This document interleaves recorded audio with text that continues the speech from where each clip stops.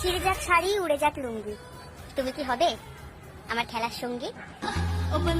ছিঁড়ে যাক শাড়ি ছিঁড়ে যাক লুঙ্গি, আমি তোমার মতো 12 ভাতারির হতে পারি না কখনো, খেলার সঙ্গী কখনো হতে পারি না। বলেন কি? ভাই আমি একটা জিনিস বুঝতে পারছি না, দিদির বাড়ি থেকে দিদির মা বাবা নেই নাকি যে এমনভাবে করে ভাই খেলার সঙ্গে খুঁজছে যে আসো আসো সবাই খেলো আমাকে এসে। মানে দিদি আমি একটা জিনিস বুঝতে পারছি না, তোদের মতো মেয়ের সাথে যদি কোনো ছেলে প্রেম করে তাহলে তার জীবন পুরোপুরিভাবে বরবাদ হতে চলেছে, ঠিক আছে? কারণ তোদের মতো মাল পুরো 12 ভাতারি হয়, একটা ছেলে একটা ধরে, আর ওর জন্য অন্য অন্য ছেলেদের বিরাট মানে প্রবলেম হতে পারে। এর জন্য বলি ভাই এইসব মেয়েদের থেকে ভাই অনেকটা দূরে থাকো ভাই, প্রচুর 12 ভাতারি হয় এরা প্রচুর, মানে খেলার সঙ্গে এইভাবে ওপেনলি ভাই ক্যামেরার সামনে এসে খুঁজছে, মানে বুঝতে পারছি আমার কত উচ্চ লেভেলের 12 ভাত হতে পারে। জান গো, একটা কথা বলবো? হ্যাঁ জান, তুমি একটা কেন 10-10টা বলো, আমি শুনতে রাজি। সত্যিকারের ভালোবাসার জন্য ওইও লাগে না, আচ্ছা অন্ধকার গলি হলেই যথেষ্ট।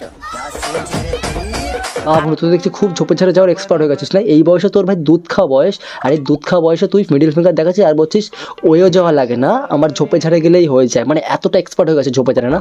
আঙুল কেন দেখাচ্ছিস? আঙুল কি মানে মারা খুব এক্সপার্ট হয়ে গেছিস না? মানে এই বয়সে তোর মানে আঙুলের খুব এক্সপার্ট হয়ে গেছিস না? আঙুল খুব মারিস তাই না?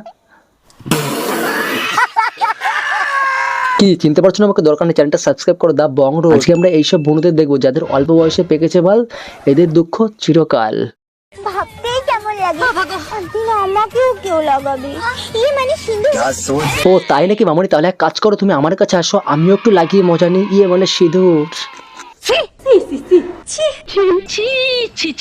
তাল গাছে তাল ধরে, তেঁতুল গাছে ভূত, ডিজিটাল বৌদিদের বড় বড় আরে আবাল মামনি, অন্যেরটা দেখে কোনো লাভ নেই, নিজের এটা দেখো যে কত বড় তুমি বানিয়েছো।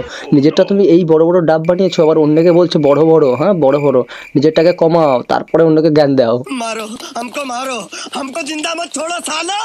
কথা দিচ্ছি, তুমি যদি তোমার গাছের কলা খাওয়াও, আমিও আমার গাছের আম খাওয়াবো। ও তাই নাকি মামনি? তাহলে তুমি এক কাজ করো, তুমি আগে আমার গাছের কলাটা খেয়ে যাও, তারপরে তোমার গাছের না আমি আম খাবো, তারপরে দেখবো কেমন টেস্ট। কথা কি ক্লিয়ার না ভেজাল আছে?